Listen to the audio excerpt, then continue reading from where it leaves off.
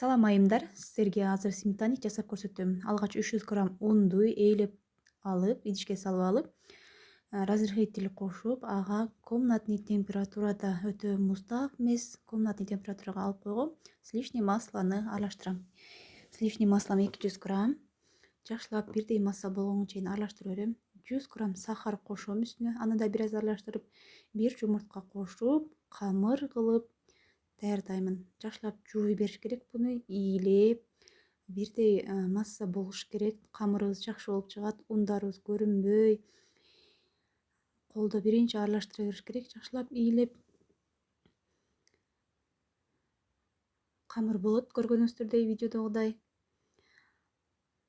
Буну тыныктырып коемун, пакетке салып туруп, холодильникке жарым саатка коюп коемун. Андан соң начинкасын даярдайм.